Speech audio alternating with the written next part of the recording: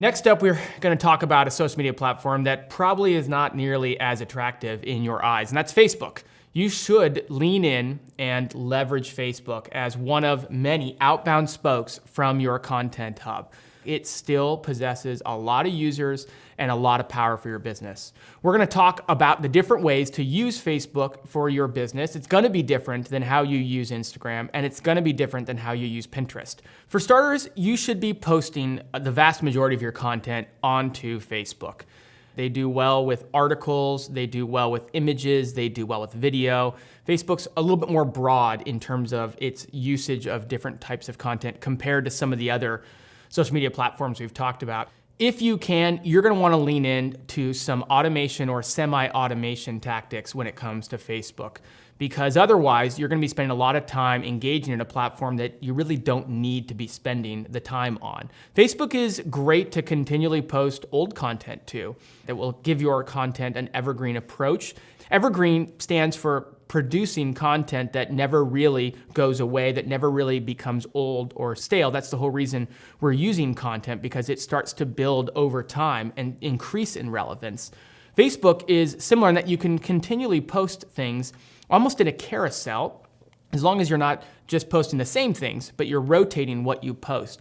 And using programs like a Meet Edgar or a CoSchedule, you can actually sit down and set it up to post for you at certain intervals and certain times, and then walk away, and that works great. You'll still want to post your new content without a scheduler and then get it into the scheduler once it's gone live for the first time. This is somewhat similar to what we talked about with Pinterest and using a program like Tailwind to semi-automate your efforts. So if you've been on Facebook for a little while, then you know what happened when they went from having a news feed that showed you everything that your friends posted, and they switched that to only showing you what Facebook determined they wanted you to see. Now, only a small fraction of the people that follow you or the people that are friends with you see your posts. And unless you're willing to boost that post, unless you're willing to pay to have that post placed in front of them, unfortunately, it only makes it in front of a very small percentage of people. Some argue it's less than 5% of your followers see a post when you post it. And this trend has increased in other social media platforms as well. Now, with Facebook, it makes sense to set aside a little bit of a budget to spend on boosting these new posts that you put up there. Spend about $5, maybe $10 boosting that.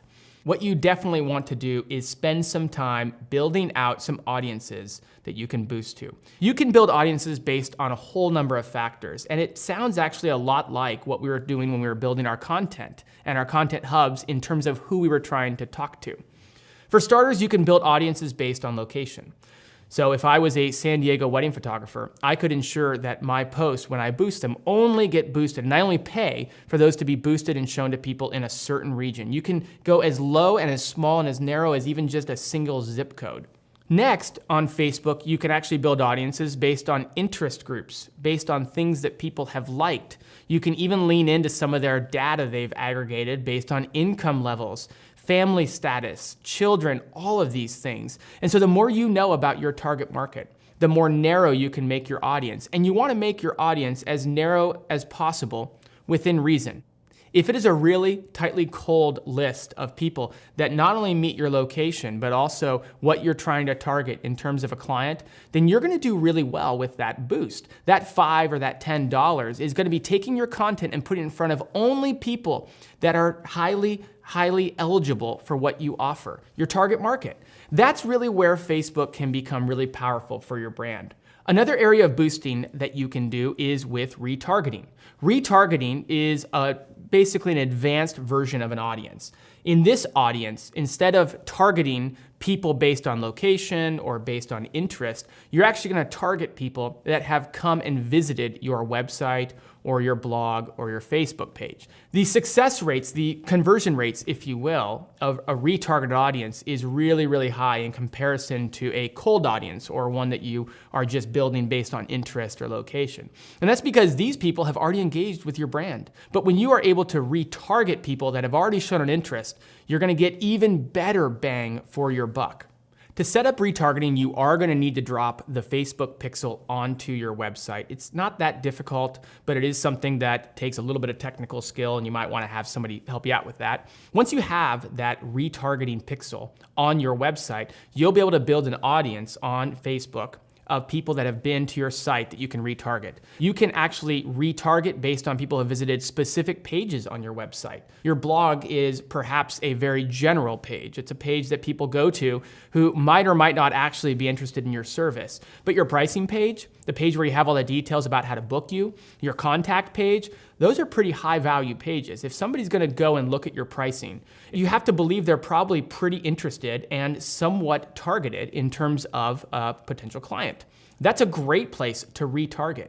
You might not get enough people going to these specific pages yet to be able to set up a specific audience for them, but you can still try and see if it works. If it doesn't, even retargeting just your general website visitors is a great way to take your content, put it on Facebook, and get it in front of people who have already raised their hand and shown an interest in what you're doing.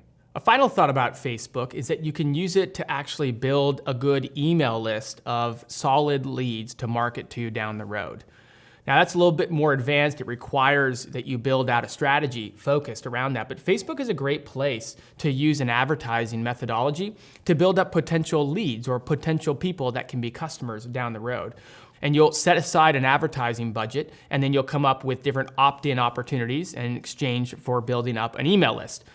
Because Facebook is so different than the other social media platforms, you want to treat Facebook as a completely different spoke. And so don't try to sync up your Facebook profile with your Instagram profile or your Twitter profile. Treat it as a very separate spoke as a part of your marketing strategy. If you set it up properly, it can be a really easy channel that doesn't take a lot of your time and energy because you can lean into some of that automation and semi-automation through software. And with targeting, with building some audiences, you can spend very little time and just a little bit of money and get your content in front of the people that you know are interested in what you do.